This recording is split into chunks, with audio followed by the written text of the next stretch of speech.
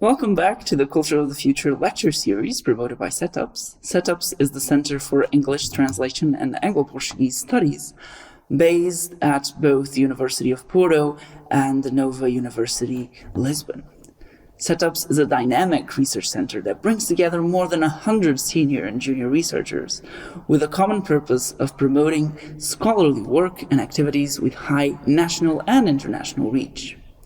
We're calling our latest initiative Cultures of the Future. For Culture of the Future, we'll be partnering with different international scholars and institutions in the arts and humanities to think with us about how we, as literary and cultural scholars, can contribute to building a better world. It is my pleasure to introduce Jennifer A. Wagner-Lawlor, our first invited speaker. She's professor of women's, gender, and sexuality studies and English at Pennsylvania State University. Wagner-Lawlor has published 2 monographs, Postmodern Utopias and Feminist Fictions, published by Cambridge University Press in 2013, and edited 2 essay collections, including The Scandal of Susan Sontag, published by Columbia University Press 2009. She is the author of dozens of book chapters and articles in utopian studies, feminist studies, and contemporary women's writing, and a former president of the Society for Utopian Studies.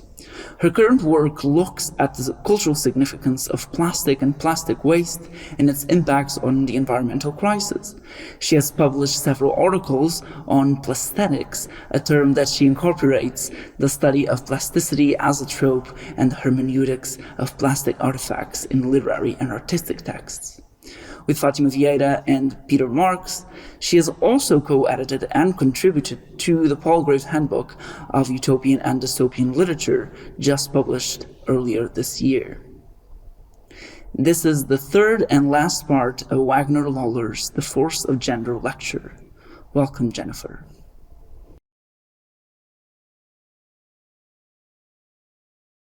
The third lecture in this series of lectures called The Force of Gender has the title Engendering Future Directions. Thanks to writers like Chip Delaney, James R. Tiptree Jr., Toni Morrison, and especially Octavia Butler, along with others like Sherry Renee Thomas, Nello Hopkinson, etc. Afrofuturism today appears itself to be such a portal. Among these, Thomas's important 2000 anthology, Dark Matter, A Century of Speculative Fiction from the African Diaspora, helped popularize the field, as did Nello Hopkinson's 2004 collections, So Long Been Dreaming. N.K. Jemison's astonishing trilogies, the Inheritance Trilogy, the Broken Earth Trilogy, must mark an apex of this movement to date. I am unable to forget Jemison's so-called stone eaters, who are intelligent beings composed of stone who can actually move through stone. There's no human stone sex per se, but the attraction of one particular stone eater to the Inheritance Trilogy heroine, and who herself turns gradually to stone, is pretty darn close to stone human sex. Nigerian-American writer Nnedi Okorafor, and even more recently River Solomon, with a spectacular debut novel, An Unkindness of Ghosts from 2017, followed by Sorrowland, offer gender and genre-bending contributions worthy of the Delaney's and Le Guin's amongst American speculative writers. And as we near the first quarter-century mark of the third millennium, such speculative vibrancy is less about, quote-unquote, realizing our dreams, as Hooks had put it, but doing the endless work, which is a quote from Toni Morrison, the endless work of taking utopia, and especially the queer crux of utopian thought and thinking, seriously, as China Mieville charges us. In fact, in this third and final lecture, I will draw from and expand slightly on my on a section from the Palgrave Handbook of Utopian and Dystopian Literatures, which I co-edited with Fatima Vieira and Peter Marks of the University of Sydney. And in the final section, I discuss my sense that there has always been something queer at the heart of utopia. In its critical function to make strange normative ideals, and practices, to think otherwise or think differently, utopia's essential conundrum, its trafficking in the real and the unreal, the abstract and the concrete, keeps destabilizing the ground under us, or dematerializes the ground altogether, by which I mean the kind of foundational fictions that I was talking about earlier. The queerness of the concept of utopia lies in the essential plasticity of its forms and speculations, which is the source of the strangeness that characterizes the experience of any utopian or dystopian traveler / reader. To say this is finally to reject, of course, any utopian blueprint idea, which seems to have emerged from a fundamental simplification, I think, of what Sir Thomas More was onto in the first place. Contemporary philosopher Miguel Abensur defines utopia as, quote, the various forms of alterity to which the desire for freedom has given birth through the course of history. And he goes on, utopia may seem to tell a story about historical tendencies and ideologic propensities that direct history a certain way, but utopia is also a kind of disruption. What matters is the orientation toward what is different, the wish for the advent of a radical alterity here and now. Thus, the crucial characterization of utopia as, this is a quote from Abensur again, the ever reborn movement toward something indeterminate through a new struggle for alterity, end quote. This ever rebornness, accounting for utopia's historical persistence, is a regenerative quality made possible by the conceptual plasticity of utopian and dystopian speculations and their representational forms in literature. As symbolic forms of desire, whether individual or collective, utopian narratives capture what Abensur calls the essence of utopia, quote, this non-achievement of being in its gap in relation to essence, in which persistence of utopia resides, the engine of enigmatic rebirth that derives its force from non-accomplishment, end quote. Demanding the impossible, as utopia theorist Tom Moylan enjoins us to entertain the possibilities of other worlds, forms of speculative biologies and sexualities, new forms of cognition, of social repertoires, and of cultural practices. But also in our so-called real world, we must entertain new narrative forms that can accommodate these compossible imaginative visions. For this reason, the first decades of the 21st century represent a particularly robust period of experimentation and inventiveness. Caroline Edwards' recent book on contemporary British utopian fiction stresses the ways in which these texts let loose the plasticity of narrative structuralizations. Such texts, she proposes, should be read, quote, as enacting theories of their own. Their interventions into contemporary political and philosophical discourse demonstrating that fiction reveals to us the possibility of redeeming our past miscalculations in a temporal ambit that is already alive with utopian futural alternatives, end quote. This is true on the American side of the Atlantic, as well as on the European side of the Atlantic. We need this notion of reading itself as productive. This is an appealing challenge to the reader, as it explicitly joins us to the project. The reader is invited to think about reading itself as enacting those theories and involving us in that critical practice. Our reading is directed, but within a narrative that is self-reflexive regarding its or our movements, quote, among narratology, formalism, post-structuralism, eco-criticism, post-secular readings, utopian thinking, and philosophies of time, end quote. That was Caroline Edwards again. In addition to utopian and dystopian literature's ongoing investigation of temporal frontiers, queer temporalities, broadly speaking, these texts continue to explore possibilities of queer embodiment and ontological evolutions. For that matter, we can speak of the queerness of disembodiment as virtual beings are able to inhabit virtual worlds that are co-temporaneously as real as the one you are located in now. For example, William Gibson's co-evolving subjects and landscapes come to mind in his novel The Peripheral, for example. We glimpse the grotesque adaptations of the Patchers, so-called, who inhabit a sort of eighth continent of toxic plastic trash.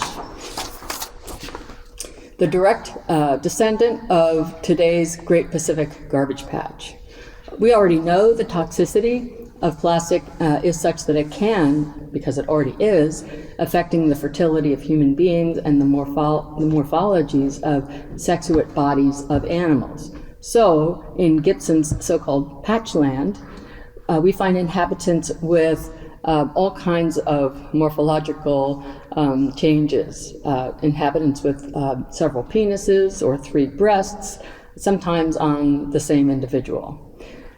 Gibson never hints at how these oncogenetically modified, that is, modified by the presence of cancerous evolutions, might reproduce, if they actually do. It seems just as likely that new bodies are born as excrescences of the living plastic landscape itself from the polymeric strata of its toxic surface, in a kind of parody of Adam's birth from red clay.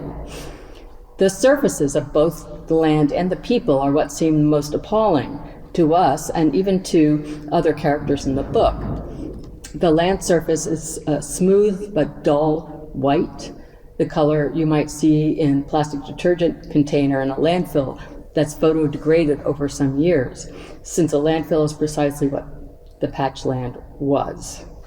The Patcher's skin is similarly morbid, at once covered with cancerous tumors, yet at the same time having become a kind of protective layer of tissue.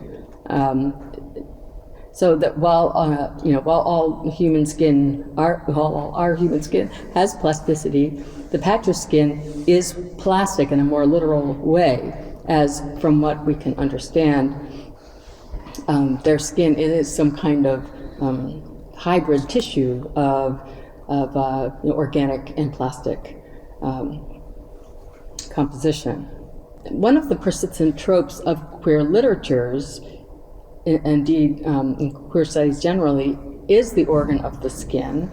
And I'm convinced there's something significant to be developed here, which I haven't done yet, as skin represents, or rather is, as we know, nothing like a divide or border between inside and outside, but more like an interface at which many kinds of exchanges of chemicals, of gases, of energies take place. Skin seems to define the exterior form of our bodies. Skin is also a crude sign of racial identity, as we know. It's also, of course, where the sense of touch is embedded. But for now, I would just mention that we see authors thinking about the impact of toxic levels of pollution, as well as the increasing intensity of sunlight on skin of the future. And I can think of several novels in which a vision of a severely degraded or post-apocalyptic society is peopled with citizens physically deformed, starting with the cancerous ravaging of the skin. Post- and eco-apocalyptic imaginaries by now standard symptoms of planetary dread, might seem to traffic in the inventive predictions of decadence and entropy. But in some authorial hands, severe historical disruption also clears the way for something generative and queer, for which normative presumptions, including generic norms, no longer serve. Indeed, in a discussion of Mieville's theoretical clash with science fiction theorist Darko Suvin on the future of utopian writing, Rhys Williams observes that Mieville's prose characteristically seeks, quote, the novel's rejection of normative genres and its seeking for a new satisfactory frame, end quote. The generation of these non-normative, let's say queer imaginaries, need a form that can freely accommodate them in a satisfactory way, and perhaps only temporarily, as the narrative constantly presents a dissolving of boundaries. And this is a quote from Rhys Williams again, a dissolving of boundaries, a search for an escape, a Deleuzian line of flight that does not lead back to the old tangle of thought, but instead strives, as far as possible, to break with the ground and articulation of that thought. Jeanette Winterson's The Stone Gods from 2007 is another excellent example of this urge to break with the ground and to reject old entanglements. While, in this quote from the novel, everything is imprinted with what it once was, end quote, is the novel's refrain, we can only evolve by pursuing escape, not escape from the world, but from, quote, the same old story, end quote, of that world. In an essay from Art Objects, Essays from Ecstasy and Effrontery, a collection she published in 1997, Winterson observes that we do not need to, quote, give up reading 19th century novels. What we must do is give up writing them, end quote. Temporal linearity is defied by her novel, The Stone Gods, representation of temporality. The temporal and spatial boundaries blur and fold backwards and forwards over vast distances in multiple directions and dimensions, effecting just the kind of non-contemporaneity that Caroline Edwards describes. Gender, generativity, and genre, these three come together queerly and sometimes thrillingly in the work of today's more audacious authors. In Nalo Hopkinson's Afrofuturist Midnight Robber from 2000, the narrator of the entire story turns out to be a digital eschewed, so-called, a cyberspace presence, a protector who is encouraging an about to be born, neuronally enhanced by accident, child of paternal incest to join the world. The eschewed, and this is actually a kind of figure of African mythology, is already communicating with the unborn child, who is the first of its kind, born with a literal sixth sense that connects it to the so-called granny nanny web. Granny nanny is a kind of degradation or modification, I guess, of the name of the African figure of Anansi, the spider figure, trickster figure. And in this novel, Granny Nanny, this web presence, is an alternative version of our World Wide Web, as well as an alternative web of kinship, care, and protection. So this web actually has a kind of, has a consciousness of its own. The arrival of this child, unlike the one in Louise Erdrich's Future Home of a Living God, promises a new direction for not only the history of the Black race, whose members in Hopkins's novel have already departed from Earth to inhabit a new free planet, but also a new direction for the human as post, or perhaps better, transhuman. New speculative fiction takes up the investigation of embodiment and sexuality, where James Tiptree Jr., Ursula Le Guin, and Octavia Butler left off, with China Mieville, N.K. Jemisin, Hopkinson, and others doing their utmost to queer the way. Moreover, each year brings forward new works by queer and trans authors whose worldings explore levels of physical and psychological intimacy atypical of traditional utopian texts.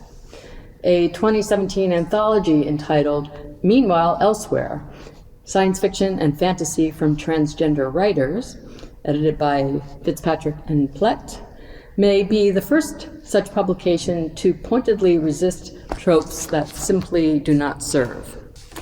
While so much of utopian and dystopian literature is ultimately about survival, living on in some better way, the editors of Meanwhile Elsewhere have a slightly different take. Quote, "For a long time, trans people have been treated in science fiction and fantasy as part of the spectacle, either as an amazing future technology, people can change sex, or as awful, unlikely monsters. We hoped to challenge this by making a book of stories that allow room for the heroic everydayness of real trans people's lives, even among outer space or apocalypse. And we hope that it might, in a Janus-like fashion, act as both an escape from the current world and as a manual for your own possibilities," end quote.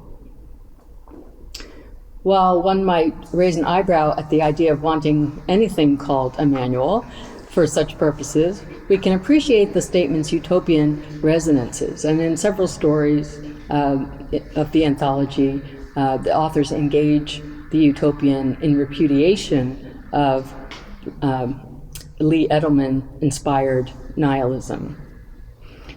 Queerness itself contains a utopian kernel, argues Amalia Ziff, beyond the envisioning of inclusive and hospitable utopian spaces. As utopia re-educates the imagination, Ziff proposes, it twerks, quote, resignifications of sex, gender, and identity, and the cultural context in which some things and practices signify and some don't, end quote. Such resignifications introduce new, quote, repertoires of cultural notions, narratives, and roles, end quote, and create not simply resistant readers, but reparative ones. Queer utopias can renew our attention to the structural harms done to gender nonconforming individuals in a systematically racist and heterosexist culture, and in doing so, lay bare the complicities that so many of us, perhaps all of us in the end, must practice against somebody or something to live more easily. Lynn Copson and Avi Buckley, working in the field of criminology, are particularly interested in how queer utopian literature offers ways of understanding difference, imagining otherwise, and creating a practice that leads toward transformative change. Their attention to dismantling criminal justice and legal frameworks that disadvantage queer and trans folk leads them to argue that queer theory is actually itself a concrete utopia, insofar as, quote, it essentially concerns recognizing and reflecting the need to engage with the effective consequences of cultural abjection, humiliation, illness, and political hopelessness, end quote. Queer utopianism's first proponent, Jose Esteban Munoz, perhaps puts it best. Queer utopianism, he argues, is, quote, meant to serve as something of a flight plan for a collective political becoming, end quote. Something of a plan, not a definitive route or plotting on a map, perhaps only an orientation or a tentative trajectory, inevitably open to revision or reimagining. Something of is by definition incomplete, a rough and always evolving sketch of speculative futures. Narratives that take place on virtual gaming or other cyber platforms, as exemplified by the ongoing work of William Gibson, for example, take full advantage of the confusions of space and time in cyber worlds that exist simultaneously, even though one is the future of the other, or rather, one possible future of the other. In the peripheral, Gibson calls these sort of alternative futures stubs within the novel, these alternate stubs or platforms are scarcely in the realm of fantasy. To look at one last figure in this narrative of the force of gender, I want to look at a figure I've talked about before, who is not a fiction writer, but a utopian writer nonetheless. And that is Paul Beatriz Preciado, a trans man who rather spectacularly, in his memoir, Testo Junkie, outlines what he would later call a countersexual and utopian vision of society. His doctoral thesis, as he describes it, argued, quote, St. Augustine's conversion to be a process of transsexuality. When converting, Augustine moved from a luxurious desire and a booming sexual activity to an ethical imperative of chastity and sexual self-renunciation. For me, Preciado says, Augustine was transsexual. He transitioned from one economy of desire to another, contributing to the invention of a new sexuality dominated by theological introjection, the de-eroticization of the body, and degenitalization. This is how I, Preciado, started to think of sexual plasticity as something that exceeded contemporary gender politics, something that implied the fabrication of a different regime of desire, end quote. In attempting to imagine a countersexual regime deliberately opposed to heterocolonial and binary sexual regimes, Preciado asks us to break through the double bind of gender, what he calls the violence of the binary regime, that the dominant cultures of the West and elsewhere have so powerfully mythologized and eroticized. In the context of contemporary literature, figures such as Samuel Delany, Ursula Le Guin, Octavia Butler, and among British writers, Angela Carter and Jeanette Winterson spring to mind. These writers often offer important early figurations of the sex-gender regime de-linked from any binary and from the associations of force, that is, of violence and invasion, that so often comes with that binary thinking. Preciado's purpose in becoming a testo or testosterone junkie in his own countersexual manifesto, as the 2018 text is entitled, is to, quote, attempt to become foreign to your own sexuality and to lose yourself in sexual translation, end quote. While Preciado lists his intellectual forebears from Foucault and Derrida to Deleuze and Guattari, Wittig, Haraway, Le Guin, Jack Halberstam, and others, he particularly credits Donna Haraway for prompting him to think about the technologies of sex and gender, about body prosthetics and the body as prosthesis, about a post-identitarian sex-gender politics.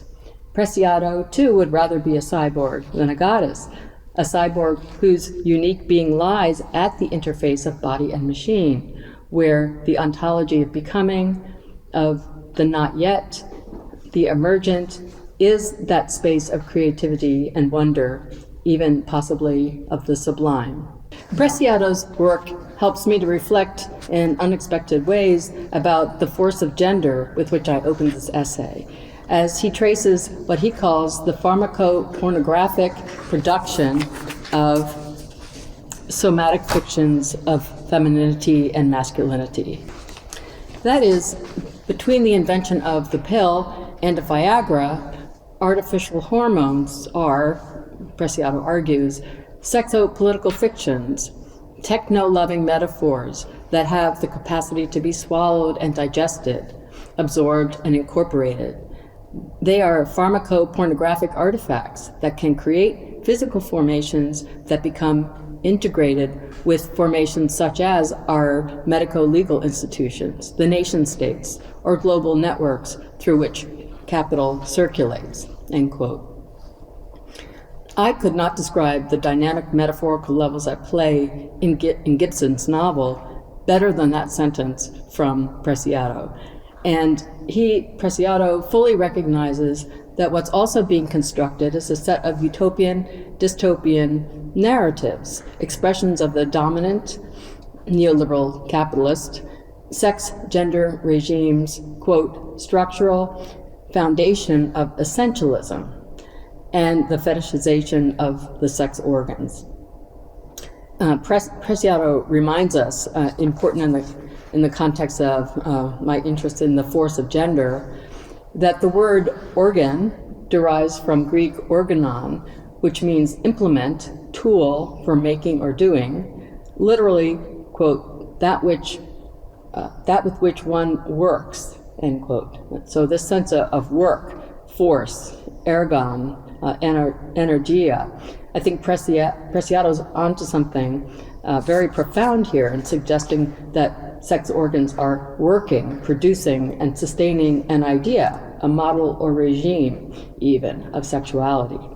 Queering that regime requires, quote, a space of parity and plastic transformation, such that possibilities of a radical shift from the dominant sex-gender system, whether in actual sex practices or in queer constructions of new utopian worlds in narrative or art or in drag shows, make clear how those sex organs, quote, are already a product of sophisticated technology that prescribes the content in which the organs acquire their meaning, that is, sexual relationships, and are properly used in accordance with their, quote unquote, nature, heterosexual relationships. Sexual contexts, he continues, are established through skewed spatial and temporal delimitations. And finally, he argues that they clarify how, quote, the management of space extends from the colonized territory to the body, end quote. This brings me back to the beginning and to the reading of Gertrude Short's short story, and the Venusite's association of the force of the dominant male gender with mastery and colonization, and the recognition that unbecoming or undoing gender more generally can only be the beginning of the solution for what ails our civilization. Strange to say now, 50 years after these texts appeared, Delaney, Le Guin, and Butler still seem to have best intuited the radical crux of resisting the contemporary gender regime. While gender is, yes, constructed, their novels argue it, or they, are also always becoming multiplicitous, polymorphous, plastic. What might we anticipate going forward for gendered worlds in utopian literature? The broad thematics are likely to include the always persistent ones: history, historicity and narrative, nations, nationalisms, post-national possibilities, coloniality and especially post-coloniality, dimensions of time and space, hauntology and abstract embodiments, alternative conceptions of modernities, the plasticity of form, informal rupture, the resources of generic resistance, a continuous bothering, if not deconstruction, of the real/unreal, possible/impossible, good, bad, human, inhuman, nature, culture, divine, mundane, set of binary paradoxes that inform both utopian and dystopian literatures. These themes are attached to a framework informed by utopian theory and generic motifs, tropes of double vision, of cognitive mapping, speculative biologies, enhanced sensation or empathies, virtual spaces and possible futures, utopian desire and hope, becoming and identity, collective self-becoming, hospitality, or war. The truths of humanity are anything but self-evident, but utopian and dystopian literatures, and at its most brilliant, art generally, are motivated by the search for further evidence that we could, as they say in parts of the U.S. South. Winterson, certainly among the most steadfastly passionate writers today, warns that passion itself, sexual or otherwise, is not truth, and it is not art. But without a sense of passion, there will be neither. This is a quote. In search of this truth, beyond the fear of the consequences of this truth, are the flight maps of art. When truth is at stake, and in a society that desperately needs truth, we have to be wary of those sidetracks to nowhere that mislead us from the journey we need to make. There are plenty of last days signposts to persuade us that nothing is worth doing, and that each one of us lives in a private nightmare, occasionally relieved by temporary pleasure. Art is not a private nightmare, not even a private dream. It is a shared human connection that traces the possibilities of past and future in the whirl of now. It is a construct like science, like religion, like the world itself. It is as artificial as you and me, and as natural too. We have never been able to live without it, and we have never been able to live with it, end quote. China Mieville may be at once the most forward-looking and the most profoundly skeptical of contemporary speculative writers regarding the possibilities of utopia today. Deeply critical of its limits, he writes, "The utopia of togetherness is a lie," end quote. He acerbically asserts that under the spirit of capitalism, which, quote, gets you coming and going, end quote, we live in utopia, it just isn't ours. So we live in apocalypse too. That's Mieville. And yet, at the same time, Mieville obdurately urges that utopia must remain vital. In fact, utopia must no longer be simply a noun. It must be a verb, an action word. And I'm going to close with a long quote from China Mieville. Is there a better optimism and a right way to lose hope? It depends who's hoping and for what, for whom, and against whom. We must learn to hope with teeth. We won't be browbeaten by demands of our own bureaucratized proposals. In fact, there is no dearth of models to consider, but the radical critique of the everyday stands even in the absence of an alternative. We can go further. If we take utopia seriously as a total reshaping, its scale means that we can't think it from this side. It's the process of making it that will allow us to do so. It is utopian fidelity that might underpin our refusal to expound it or any roadmap. We should utopia as hard as we can.